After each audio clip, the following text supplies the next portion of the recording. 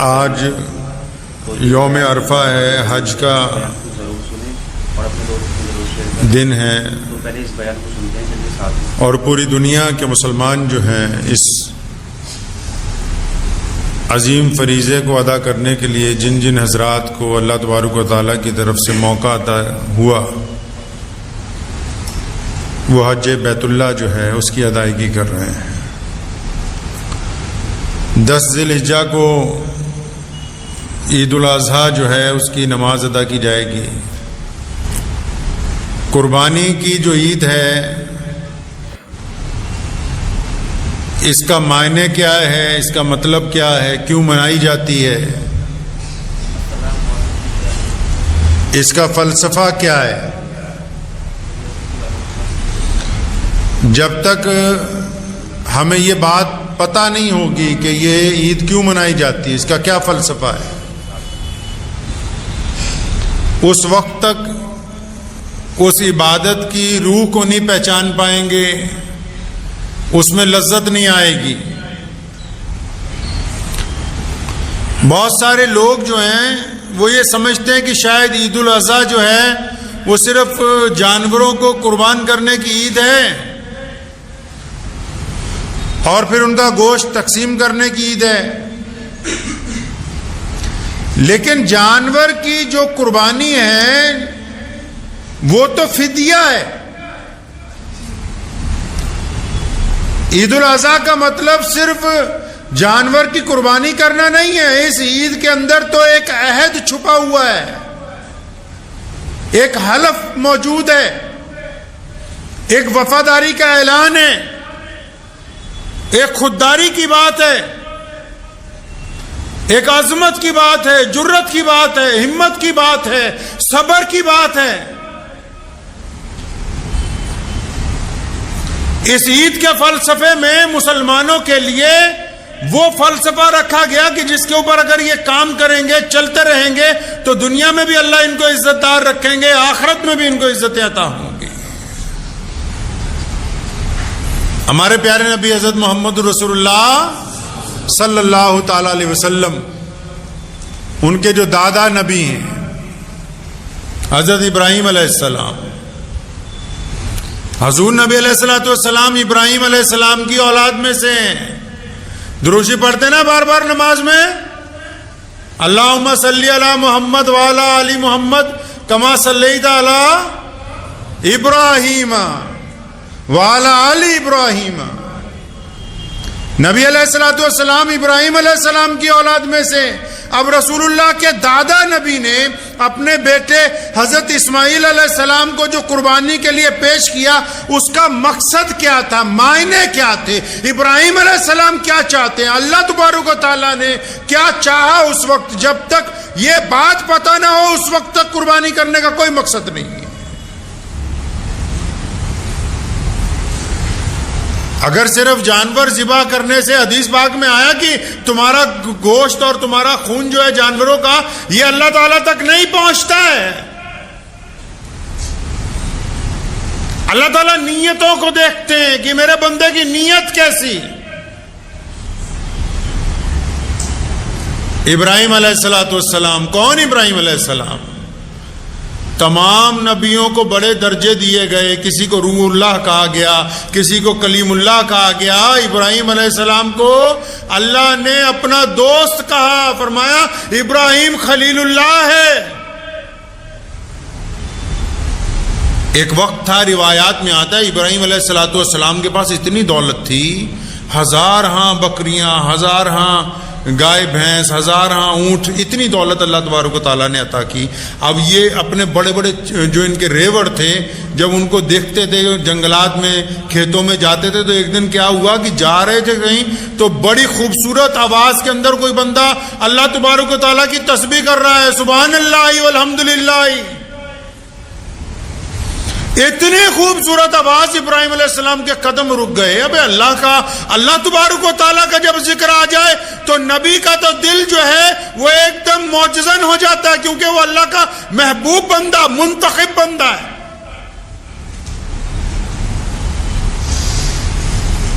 تو جب وہ فرشتہ تھا ایک، چھپ کے بیٹھ گیا ایک جنگل میں کھیت میں، اور بڑی خوبصورت آواز میں اللہ کا ذکر کر رہا ہے.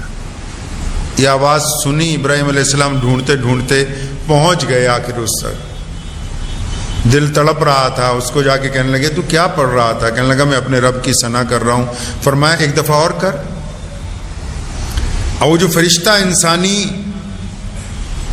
لباس میں تھا تو کہنے لگا ابراہیم پہلے تو میں اپنی مرضی سے کر رہا تھا، اگر تمہیں کروانا ہے تو اجرت دینی ہوگی، مطلب پیسے لگیں گے،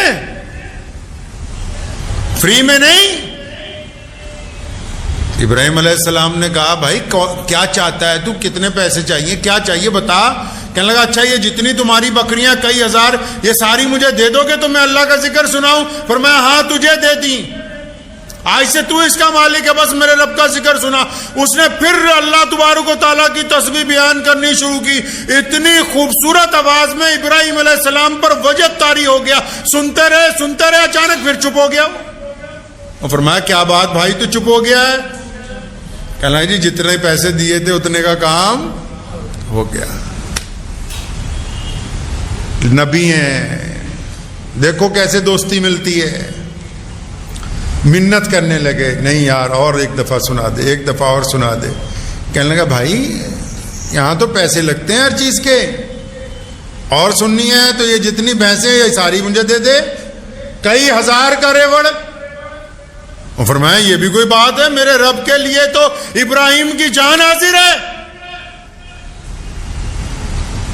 ساری بھینسیں وہ بھی دے دی کہ آج سے اس کا مالک تو ہے، عملے سمیت. اور پھر اللہ کی تسبیح بیان کرنے لگا. بہت دیر کرتا رہا. ابراہیم علیہ السلام بڑی خوشی سے سنتے رہے، پھر چپ ہو گیا. بولو یار تو پھر چپ ہو گیا. کہنے لگا اب پھر پیسے ختم ہو گئے، ریچارج تو ختم ہو گیا. اور میں اچھا کہتا یہ پھر سنا، کہتا نہیں یہ جتنا سب کچھ بچ گیا، ہزاروں اونٹ باقی چیزیں، یہ بھی سب اگر دے دو گے تو سناؤں گا. اللہ کے ذکر سننے کی بات ہو رہی ہے، زمین کے بدلے زمین کی بات نہیں ہے، دولت کے بدلے دولت کی بات نہیں ہے، صرف ذکر سننا اللہ کا بس. ابراہیم علیہ السلام نے پھر کہا اچھا کوئی بات نہیں، باقی بھی سب کچھ دے دیا. وہ فرشتہ پھر شروع ہوا سنانے کے لیے.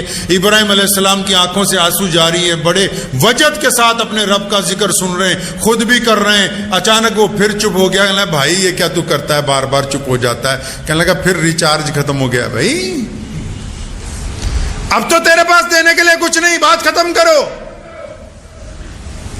ابراہیم علیہ السلام نے اس فرشتے کو جو بات کہی وہ فرمایا سب کچھ ختم ہو گیا مجھے پتا ہے، لیکن میرا دل چاہتا ہے تو میرے رب کا نام اس خوبصورتی سے لیتا رہے، میں سنتا رہوں. اب ایسا کرتے ہیں بھیڑ بکریاں بھی لے لی، تمام جانور بھی لے لیے، تمام سرمایہ بھی تجھے دے دیا. نے بتا تو اب اتنا دولت مند ہو گیا، اس سامان کو سنبھالنے کے لیے کسی نوکر کی ضرورت ہوگی، تو مجھے اپنا نوکر رکھ لے اور مجھے کچھ نہیں چاہیے، تو میرے رب کا کلام مجھے سناتے رہنا، میں تیرے جانوروں کی نوکری کرتا رہوں گا.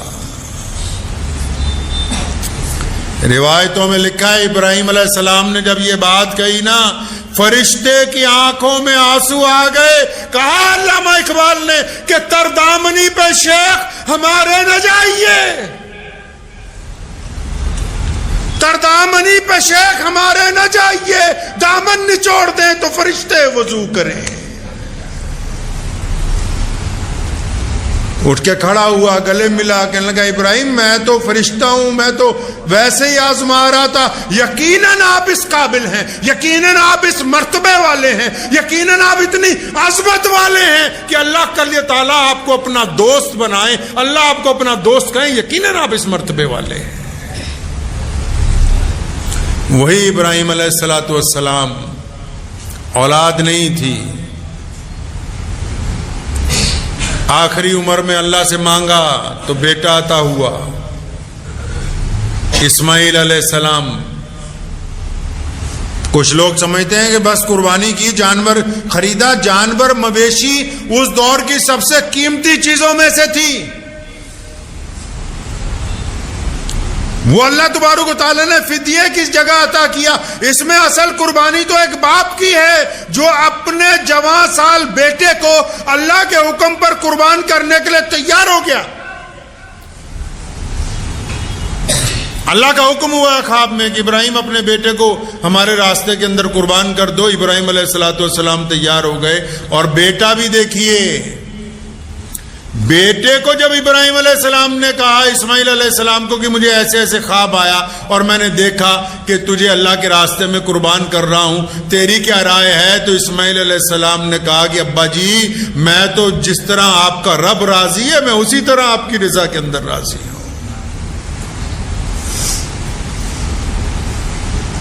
یہ پوری کائنات میں جو آج دین محمد الرسول اللہ صلی اللہ علیہ وسلم کا چل رہا ہے، اس نبی علیہ الصلوۃ والسلام کے آباء و اجداد کی قربانی کو اس لیے قیامت تک قائم رکھا گیا کہ آنے والے ہر دور کے مسلمانوں کو پتہ ہو کہ جانور ذبح کرنے سے پہلے اپنی وفاداریاں اللہ کو دینی ہے، جانور ذبح کرنے سے پہلے اپنی خوشبیاں اللہ تبارک و تعالیٰ کے راستے میں دینے کی طاقت رکھنی ہے، جانور ذبح کرنے سے پہلے اپنی جھوٹی انا اللہ کے راستے میں قربان کرنے کی ہمت رکھنی ہے. صرف بکرے کی میں نہیں، جو اس عید پر اپنی میں کی قربانی دے سکتے ہیں انہوں نے عید الاضحیٰ منانی ہے، باقی کسی نے نہیں منانی ہے.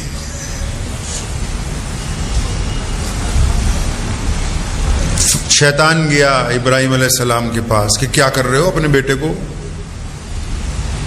شیطان کو کنکری ماری، بھگایا.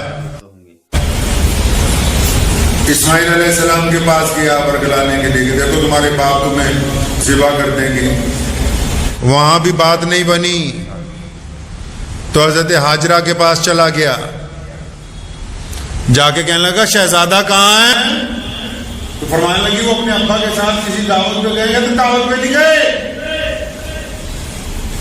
دعوت پر نہیں گئے، وہ تو تمہارے بیٹے کو اللہ کے راستے میں ذبح کرنے لے کے جا رہے ہیں تمہارے میاں.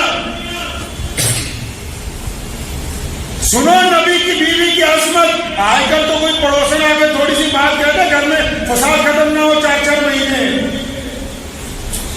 اللہ کے راستے میں اگر کچھ دینا پڑ جائے تو پہلے بیوی پنگا ڈال لے گی کہ دے کیوں رہے ہو. 100 میں سے کہیں 1-2 ہوں گی جن کے اندر یہ جذبہ ہوگا.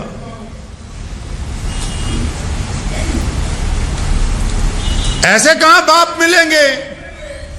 باپ کو تو اولاد چاہے کالی کیوں نہ ہو وہ بھی اتنی پسند ہوتی ہے. اور یہاں تو اللہ کے نبی حضرت اسماعیل علیہ الصلوۃ والسلام خوبرو نوجوان ہیں، 13-14 سال کی عمر ہے، اور ان کو اللہ کے راستے میں قربان کرنے کا حضرت ابراہیم علیہ السلام کو حکم ہو گیا تو اپنے بیٹے کو لے کے چل پڑے. اور بیٹا بھی کیسا بھائی،